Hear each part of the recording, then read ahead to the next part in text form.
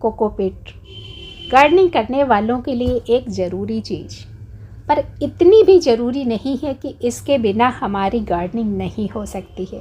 ये सिर्फ आपका भ्रम है। जब हर काम का विकल्प हो सकता है तो भैया इस कोकोपीट का भी विकल्प हो सकता है। मैं सिर्फ एक पूरे 6 के 6 विकल्प आपको बताने वाली हूँ। एक सवाल आया था मेरी कविता बहन का कि कोकोपीट का सब्स्टिट्यूट बताऊं, मार्केट में बहुत महंगी पड़ती है। सबसे पहले तो माफ़ी मांगूंगी क्योंकि ये सवाल कविता बहन को दोबारा पूछना पड़ा उस वीडियो में जहां पर मैंने मिट्टी के गमलों का फ्री जुगाड़ बताया था। इससे पहले भी पूछा था, पर समय की कमी के चलते कई बार आपके सवालों के जवाब लेट हो जाती हैं। हालांकि कोशिश मैं वही करती हूँ कि सबसे पहले आपके सवाल का जवाब दूँ। अपने मेरी इच्छा से बने हुए वीडियोस तो सालों तक इंतज़ार करते रहते हैं, क्योंकि सबसे ज़्यादा मारामारी होती है समय की। एक दिन में एक वीडियो से ज़्यादा पोस्ट हो ही नहीं पाता। नमस्कार, वेस्टी वेस्टी पर आप सभी का ढेर सारा स्वागत आज इसी ज़रूरी वीडियो के साथ। कोकोपीट आपके यहाँ महंगा मिलता है तो आप मत खरीदिए। सबके काम का वीडियो है, इसलिए पहले से लाइक कर दीजिए। अक्सर आप लोग बाद में भूल जाते हैं। चैनल से जुड़िए और हर काम का वो विकल्प देखिए जिसके बारे में आप सोचते हैं कि काश हमें पहले से पता होता। लाइक दबाइए, चैनल से जुड़िए, बेल आइकन दबाइए और साथ ही साथ सभी अपने लोगों को शेयर भी कर दिया करिए इस तरह के वीडियोज। तो सबसे पहले नंबर पर देखिए मैं आपके लिए लेके आई हूँ चोकर। हम में से कुछ लोग हो सकता है नहीं खाते होंगे, पर मुझे लगता है अपनी एज ग्रुप के बहुत सारे लोग मोटा आटा पसंद करते होंगे।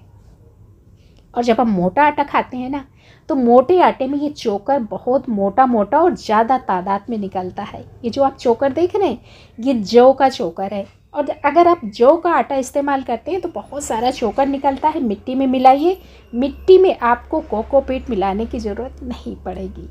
दूसरे नंबर पर आप ले सकते हैं ये लकड़ी का बुरादा। बहुत सारे लोगों के घरों में कंस्ट्रक्शन होता है, कुछ फर्नीचर बनता है और बहुत सारा इस तरह का बुरादा इकट्ठा होता है। बस ज़रूरत होती है इन सारी चीज़ों को संभाल के रखने की और समय पर इस्तेमाल करने की।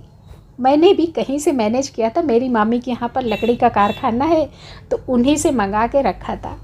मंगाए हुए तो 1 साल हो गया, पर अभी तक इसका इस्तेमाल नहीं हुआ, क्योंकि मेरे अनगिनत कामों के बीच में ना समझ ही नहीं आता कौन सा काम करूं, कौन सा छोड़ूं। अभी कविता बहन का जब सवाल आया तो इसको मैंने ढूंढ के निकाला है कहाँ पर रखा था। हाँ, ये जब आप इस्तेमाल करें तो मिट्टी में पहले से मिला के रख दें, 2-3 महीना पहले से। तीसरे नंबर पर आप अपना इस्तेमाल कर सकते हैं धान की भूसी। अब ये धान की भूसी जो लोग गाँव देहात से जुड़े हैं, जो लोग धान से चावल बनवाते हैं, तो उनके लिए बहुत आसानी से मिल जाती है। जब धान से चावल कूटेंगे तो साथ के साथ ये धान की भूसी भी मिल जाएगी।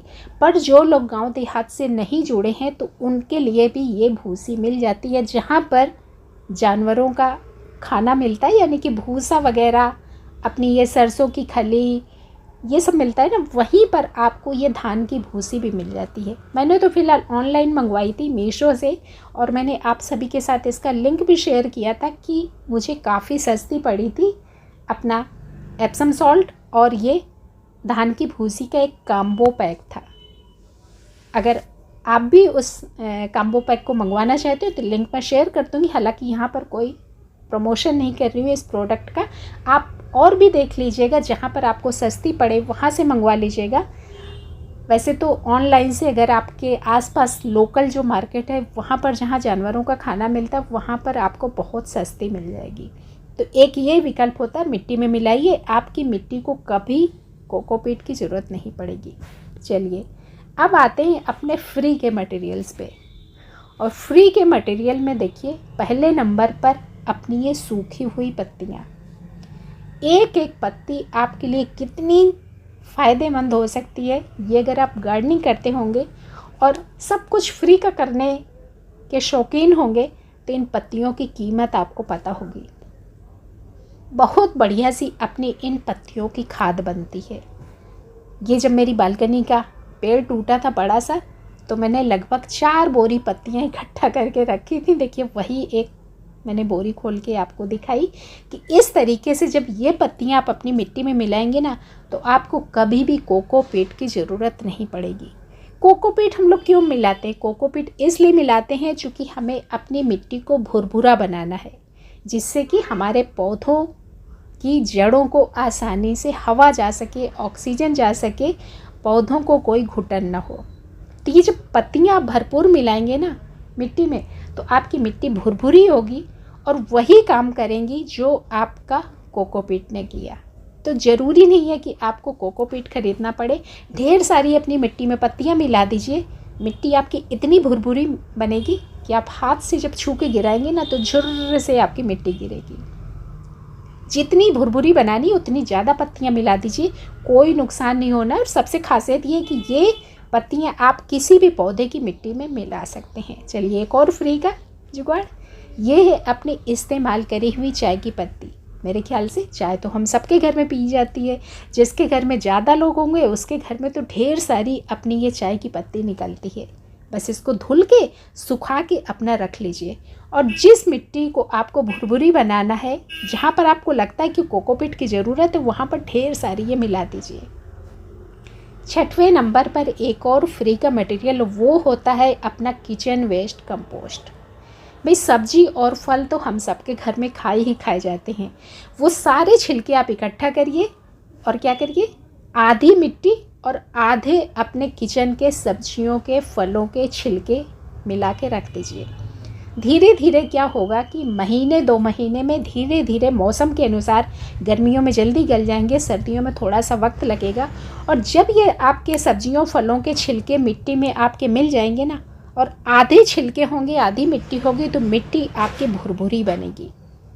उस भुरभुरी मिट्टी में आपको ना तो खाद मिलाने की ज़रूरत होगी, ना ही किसी तरह का कोकोपीट मिलाने की ज़रूरत होगी, ना अपनी धान की भूसी, ना लकड़ी का बुरादा, ना चोकर, कुछ भी नहीं।